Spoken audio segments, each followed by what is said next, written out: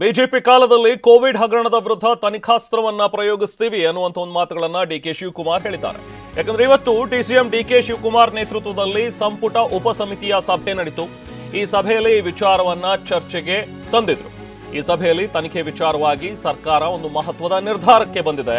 ವರದಿಯ ಆಧಾರದ ಮೇಲೆ ನಾವು ತನಿಖೆ ಮಾಡ್ತೀವಿ ಅನ್ನುವಂತ ಒಂದು ವಿಚಾರವನ್ನ ಡಿಕೆ ಹೇಳ್ತಾ ಇದ್ದಾರೆ. ಸಂಪುಟ ಉಪಸಮಿತಿ ಸಭೆ ಬಳಿಕ ಡಿಸಿಎಂ ಡಿಕೆ ಶಿವಕುಮಾರ್ ಹೇಳಿದ್ದಾರೆ, ಮುಂದೆ ಬೆಳಗಾವಿಯಲ್ಲಿ ಒಂದು ಸಭೆ ಮಾಡ್ತೀವಿ. ಏನಾದರೂ ಕ್ರಿಮಿನಲ್ ನಡೆದಿದ್ರೆ ಖಂಡಿತವಾಗ್ಲೂ ಅಂಥವ್ರ ವಿರುದ್ಧ ಕ್ರಿಮಿನಲ್ ಕೇಸನ್ನ ಮಾಡ್ತೀವಿ. ಅಂಥವ್ರ ವಿರುದ್ಧ ಕ್ರಿಮಿನಲ್ ಪ್ರೊಸೀಡಿಂಗ್ಸ್ ಕೂಡ ಆಗತ್ತೆ ಅನ್ನೋ ಒಂದು ಮಾತುಗಳನ್ನು ಹೇಳಿದ್ದಾರೆ. ಇದು ಸಂಪುಟ ಉಪಸಮಿತಿಯ ಸಭೆ ಬಳಿಕ ಡಿಕೆ ಶಿವಕುಮಾರ್ ಕೊಟ್ಟಂತಹ ಹೇಳಿಕೆ. ಬಿಜೆಪಿ ಕಾಲದಲ್ಲಿ ಕೋವಿಡ್ ಏನ್ ಬಂದಿತ್ತು ಆ ಟೈಮ್ನಲ್ಲಿ ಸಾಕಷ್ಟು ಹಗರಣ ನಡೆದಿದೆ. ಸಲಕರಣೆಗಳನ್ನ ಖರೀದಿ ಮಾಡೋ ವಿಚಾರವಾಗಿ, ಜೊತೆಗೆ RT-PCR ಟೆಸ್ಟ್ ಮಾಡೋ ವಿಚಾರವಾಗಿ ಎಲ್ಲದರಲ್ಲೂ ಕೂಡ ಇವರು ಹಗರಣ ಮಾಡಿದ್ದಾರೆ, ಭ್ರಷ್ಟಾಚಾರ ಮಾಡಿದ್ದಾರೆ ಅನ್ನುವಂಥದ್ರ ಬಗ್ಗೆ. ನಿಮಗೆ ಉಬ್ಬಿದ ರಕ್ತನಾಳ ಅಂದ್ರೆ ವೆರಿಕೋಸ್ ವೇನ್ಸ್ ಸಮಸ್ಯೆ ಇದ್ದಲ್ಲಿ ಫ್ರೀ ಡಾಪ್ಲರ್ ಸ್ಕ್ಯಾನಿಂಗ್ಗಾಗಿ ಹಿಂದೆ ಭೇಟಿ ಕೊಡಿ ಏವಿಸ್ ಆಸ್ಪತ್ರೆಗೆ. ಇದ್ರ ವಿರುದ್ಧ ನಾವು ತನಿಖೆಗೆ ಆದೇಶ ಮಾಡ್ತೀವಿ ಅನ್ನುವಂಥದ್ರ ಬಗ್ಗೆ ಮಾತಾಡಿದ್ದಾರೆ. ನೋಡಿ, ಜಸ್ಟಿಸ್ ಮೈಕಲ್ ಡಿ ಕುನ್ಹಾ ವರದಿಯಲ್ಲಿ ಸ್ಫೋಟಕ ಮಾಹಿತಿ ಇದೆ. ಸಭೆಯಲ್ಲಿ ಉನ್ನತಾಧಿಕಾರಿಗಳ ಜೊತೆ ಡಿಸಿಎಂ ಡಿಕೆ ಚರ್ಚೆ ಮಾಡಿದ್ದಾರೆ. ಒಂದೇ ದಿನ ಬರೋಬ್ಬರಿ 84 ಲಕ್ಷ ಜನರಿಗೆ ಬೆಂಗಳೂರಲ್ಲಿ RT-PCR ಟೆಸ್ಟ್ ಮಾಡಿಸಿದಾರಂತೆ. ಅದು ಹೇಗೆ ಸಾಧ್ಯ ಅನ್ನೋದು ಇರುವಂತ ಪ್ರಶ್ನೆ. ಅಂದ್ರೆ 84 ಲಕ್ಷ ಜನರಿಗೆ ನಾವು RT-PCR ಟೆಸ್ಟ್ ಮಾಡಿಸಿದೀವಿ ಅಂತ ಹೇಳಿ ಬಿಲ್ಗಳನ್ನ ಇವರು ಸ್ಯಾಂಕ್ಷನ್ ಮಾಡಿಸ್ಕೊಂಡಿದ್ದಾರೆ.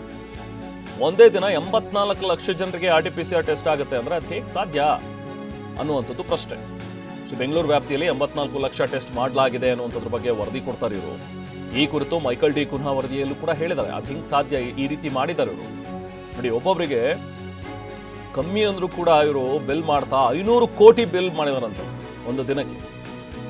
400 ಕೋಟಿ ಪಾವತಿ ಆಗಿದೆ, ಇನ್ನೂ 100 ಕೋಟಿ ಪೆಂಡಿಂಗ್ ಬೇರೆ ಇದೆ. ಮೇಲೆ ಹಣ ಹೊಡೆದಿದ್ದಾರೆ ಅಂತ ನಾವೇ ಅಸೆಂಬ್ಲಿಯಲ್ಲಿ ಭಾಷಣ ಮಾಡಿದ್ದೀವಿ, ನಾವೇ ಕಣ್ಣಲ್ಲಿ ನೋಡಿದ್ದೀವಿ, ನಮಗೆ ಗೊತ್ತಿದೆ. ಗಂಟುಗಟ್ಟಲೆ ಭಾಷಣ ಮಾಡಿದ್ದೀವಿ, ಅನುಭವಿಸಿದ್ದೀವಿ. ಜನ ಇದನ್ನೆಲ್ಲ ನೋಡಿ ರೋಷಿದೆ. ಈಗ ನಾ ಸುಮ್ಮನೆ ನಿಮ್ಗೆ ಉದಾಹರಣೆಗೆ ಹೇಳ್ತಾ ಇದ್ದೀನಲ್ಲ ನಾನು, ಯಾಕ್ರಿ ಹೆಂಗ್ರಿ ಏನಂತ ಆಫೀಸರ್ಸ್ಗೆ ಕೇಳಿದೆ. ಅವ್ರು ತೋರಿಸಿದ್ರು, ಏನು ಮಾಡ್ಬೇಕು ಸ್ವಾಮಿ ಇದಕ್ಕೆ, ನಿಮ್ಮ ಕಾನೂನು ಏನು ರೆಕಮೆಂಡೇಶನ್ ಮಾಡಿದ್ದಾರೆ ಅಂತ ಒಂದು ಸ್ಮಾಲ್ ನಿಮ್ಗೆ ಹೇಳಿದೆ ಅಷ್ಟೇ. BBMPಲಿ 84 ಲಕ್ಷ. 84 ಲಕ್ಷ ಅಂದರೆ ಏನು, 1 ಕೋಟಿಗೆ 16 ಲಕ್ಷ ಕಡಿಮೆ. ಬೆಂಗಳೂರು ಸಿಟಿಲಿ ಎಷ್ಟು ಮನೆ ಇದೆ. ಆಮೇಲೆ ಇದು ಕಿದ್ವಾಯಲ್ಲಿ 24 ಲಕ್ಷ ಮಾಡಿದಾರಂತೆ. ಒಂದೇ ಸಂಸ್ಥೆಯಲ್ಲಿ 24 ಲಕ್ಷ ಅಂತಂದರೆ ಎಷ್ಟು ನಿಂತ್ಕೋಬೇಕು ಹೇಳಿ. ಈಗ ನಾವು 50,000 ಜನ ಒಂದು ಪ್ರೋಗ್ರಾಮ್ ಫಿಕ್ಸ್ ಮಾಡಿದ್ರೆ ಎಷ್ಟು ಜನ ಇರ್ತಾರೆ? 24 ಲಕ್ಷ ಅಂತಂದರೆ ಎಷ್ಟು? ಆಮೇಲೆ ಅಲ್ಲಿ ಅಫಿಷಿಯಲ್ ಆಗೇ ಇಲ್ಲ, ಅಲ್ಲಿ ICMR ಅಪ್ರೂವಲ್ದು ಅಲ್ಲಿ ಯಾವುದೂ ಇಲ್ವೇ ಇಲ್ಲ ಅಲ್ಲಿ. ಅದೆಂಗೆ ಅಷ್ಟೊಂದು ಬಿಲ್ ಹೋಯ್ತು ಅಲ್ಲಿಗೆ? 146 ಕೋಟಿ ರೂಪಾಯಿ ಎಲ್ಲೋಯ್ತು, ಯಾರಿಗೋಯ್ತು? ನಮ್ಮ ಬೆಂಗಳೂರು ಕಾರ್ಪೊರೇಷನಲ್ಲಿ RT-PCR ಟೆಸ್ಟ್ ಮಾಡಿದ್ದಾರೆ ಫಾರ್ ಎಕ್ಸಾಂಪಲ್. ಯಾಕೆಂದ್ರೆ ನೀವು ಕೇಳ್ತೀರಿ ಅಂತ ನಾನು ಕೇಳಿದೆ, ಏನು ಯಾವ ಆಧಾರದ ಮೇಲೆ ಮಾಡ್ತಾ ಇದ್ದೀರಿ ಅಂತ. ನಾವು we just check to the officers ಕೇಳಿದೆ, ಏನಪ್ಪ ಏನಂತ. ಬೆಂಗಳೂರು ಸಿಟಿಲಿ 84 ಲಕ್ಷ ನಾವು ಕಾರ್ಪೊರೇಷನ್ ವ್ಯಾಪ್ತಿಯಲ್ಲಿ ನಾವು ಟೆಸ್ಟ್ ಮಾಡಿದ್ದೀವಿ ಅಂತ ಹೇಳ್ತೀವಿ. ಒಟ್ಟು 502 ಕೋಟಿ ರೂಪಾಯಿ ಬಿಲ್ ಮಾಡಿದ್ದಾರೆ, 400 ಕೋಟಿ ರೂಪಾಯಿ ಕೊಟ್ಟಿದ್ದಾರೆ. 84 ಲಕ್ಷ ಅಂದರೆ ಬೆಂಗಳೂರು ಪಾಪ್ಯುಲೇಷನ್, ಬೆಂಗಳೂರು ಕುಟುಂಬ ಇರೋದು 84 ಲಕ್ಷ ಇಲ್ಲಿ ಟೆಸ್ಟ್ ಮಾಡಿದ್ದೀವಿ ಅಂತ ಹೇಳ್ತಾರೆ ಸ್ಯಾಂಪಲ್ಸ್. ಸೊ 502 ಕೋಟಿ ರೂಪಾಯಿ ಅದಕ್ಕೆ ಬಿಲ್ ರೈಸ್ ಮಾಡಿದ್ದಾರೆ, 400 ಕೋಟಿ ಬಿಲ್ ಕೊಟ್ಟಿದ್ದಾರೆ. 84 ಲಕ್ಷಕ್ಕೆ ಅಂದರೆ ಒಂದೊಂದು ಮನೆಗೆ ಮಿನಿಮಮ್ ಇಬ್ಬಿಬ್ಬರು ಮನೆ ಮಾಡಿರಬೇಕು, ಇಬ್ಬಿಬ್ಬರು ಜನಕ್ಕೆ ಅವರು ಟೆಸ್ಟ್ ಮಾಡಿರಬೇಕು. That is what I could see. Population ಇರೋದೇ 1 ಕೋಟಿ 4 ಲಕ್ಷ ಬೆಂಗಳೂರು ಸಿಟಿ ಒಳಗಡೆ. 4 ಲಕ್ಷ 5 ಲಕ್ಷ 10 ಲಕ್ಷ ಬೆಂಗಳೂರು ಸಿಟಿಲಿ ಮನೆಗಳಿರೋದು. ಸೊ ಆ ರೀತಿ. ಇನ್ನೊಂದು ಕಡೆ ಒಂದು ಕಿದ್ವಾಯ್ ಅಂತ ಒಂದು ಸಂಸ್ಥೆ ಇದೆ, ಅಲ್ಲಿ 24 ಲಕ್ಷ ಮಾಡಿದ್ದಾರೆ ಒಂದೇ ಸಂಸ್ಥೆಯಲ್ಲಿ. 24 ಲಕ್ಷ ಗಾಬರಿ ಆಗೋಯ್ತಾ ನಂಬರ್ ಕೇಳಿ. ಅಲ್ಲಿ ಅವನು ಯಾರು ಕೂಡ ನಾಟ್ ಟೆಕ್ನಿಕಲಿ ಫಿಟ್. ಆಮೇಲೆ ICMR ಅಪ್ರೂವಲು ಇಲ್ಲ.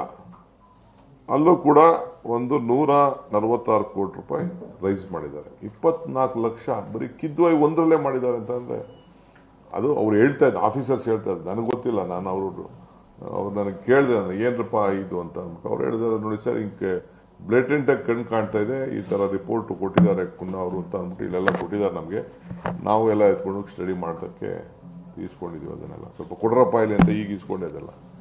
ಆಮೇಲೆ ಏನೇನು ಯಾರು ಅದಕ್ಕೆ ಮೇಲಧಿಕಾರಿಗಳು ದೊಡ್ಡವರು ಮೇಲ್ಗಡೆಯಿಂದ ವಿಧಾನಸೌಧದಿಂದ ಕೆಳಗಡೆ ಗಂಟೆ ಏನೇನು ಡಿಸಿಷನ್ಸ್ ಆಗಿದೆ ಅಂತ ಅದನ್ನು ಕೂಡ ಇವತ್ತು ನಮ್ಗೆ ವರದಿ ಕೊಟ್ಟಿದ್ದಾರೆ.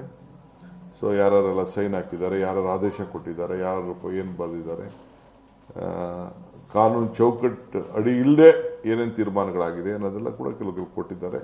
ನಾವು ಇನ್ನು ಕಣ್ಣಲ್ಲಿ ಸ್ವಲ್ಪ ನೋಡ್ತೀವಿ, ಮಿಕ್ಕಿದ ಅವರು ಕೂಡ ಎಲ್ಲ ನೋಡ್ತಾ ಇದ್ದಾರೆ. ಕೆಲವು ಪೇಪರ್ಸ್ನ ಅವ್ರಿಗೆ ಕಮಿಷನ್ ಅವ್ರಿಗೆ ಕೊಟ್ಟಿಲ್ಲ ಅವರು, ಇನ್ನು ಅದನ್ನು ಕೂಡ ನಾವು ಮಿಕ್ಕಿದ್ದು ಮಾಡ್ತೀವಿ. ಆಮೇಲೆ separate committee will be formed official level to look at this report itself. ಅವರು ಕೂಡ ಏನು, ಯಾಕೆಂದರೆ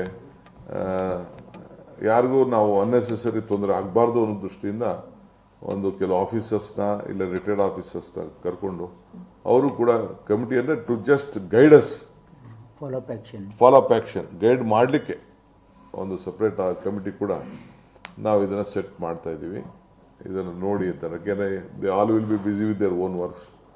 ಸೊ ಅವರು ಕೂಡ ಮಾಡಿ ಇದನ್ನು ಏನು ಅಂತ ಅಂದ್ಬಿಟ್ಟು, but will not go for any witch hunting on any issues. What is fact, ಆ ಫ್ಯಾಕ್ಟ್ ಮೇಲೆ ಅದಕ್ಕೆ ಕ್ರಮ ಕೈಗೊಳ್ಳಬೇಕು ಅಂತ ಅವರಿಗೆ ಫುಲ್ಲು ಮಾಡಿದ್ದೀವಿ. ಬನ್ನಿ ಮತ್ತಷ್ಟು ಡೀಟೇಲ್ಸ್ ಪಡೆಯೋಣ. ನಾವು ಪ್ರತಿನಿಧಿ ಅನಿಲ್ ನಮ್ಮ ಜೊತೆಗೆ ಈಗ ಜಾಯ್ನ್ ಆಗಿದ್ದಾರೆ. ಅನಿಲ್, ಡಿ ಕೆ ಶಿವಕುಮಾರ್ ಅವರ ಮಾತುಗಳನ್ನ ಕೂಡ ನಾವು ಕೇಳ್ತಾ ಇದ್ವಿ. ಬೆಂಗಳೂರು ಒಂದರಲ್ಲೇನೆ ಒಂದು ದಿನದಲ್ಲಿ 84 ಲಕ್ಷದಷ್ಟು ಅಂದ್ರೆ RT-PCR ಟೆಸ್ಟ್ಗಳನ್ನ ನಾವು ಮಾಡ್ತೀವಿ, ಕಿದ್ವಾಯಿನಲ್ಲೇ 24 ಲಕ್ಷ ಟೆಸ್ಟ್ಗಳಾಗತ್ತೆ ಅಂತ ಹೇಳಿದ್ರೆ, ಸೊ ಅದು ಹೇಗೆ ಸಾಧ್ಯ ಅನ್ನೋದು ಮೇಲ್ನೋಟಕ್ಕೆ ಎಂಥವ್ರಿಗೂ ಕೂಡ ಗೊತ್ತಾಗುತ್ತೆ. ಯಾಕಂದ್ರೆ ಬೆಂಗಳೂರಿನ ಪಾಪ್ಯುಲೇಷನ್ ನೋಡಿದ್ರೆ ಡಿ ಕೆ ಅವರು ಹೇಳ್ತಾ ಇದ್ದ ಹಾಗೆ 1,05,00,000 10 ಲಕ್ಷ ಸುಮಾರಿನಲ್ಲಿದೆ. ಸೊ ಈ ರೀತಿಯಾಗಿ ಮಾಡೋದಕ್ಕೆ ಮೇಲ್ನೋಟಕ್ಕೇನೆ ಕಾಣಿಸ್ತಾ ಇದೆ. ಇನ್ನು ಒಳಗಡೆ ಇನ್ನೆಷ್ಟು ಭ್ರಷ್ಟಾಚಾರ ಆಗಿರಬಹುದು ಅಂತ ಹೇಳ್ತಾರೆ ಡಿ ಕೆ ಶಿವಕುಮಾರ್ ಅವರು. ಅನಿಲ್, ಒಟ್ಟಾರೆ ಏನ್ ಸಭೆಯಲ್ಲಿ ಚರ್ಚೆ ಆಯಿತು, ಏನ್ ನಿರ್ಧಾರಕ್ಕೆ ಬಂದಿದೆ ಈಗ ಸರ್ಕಾರ?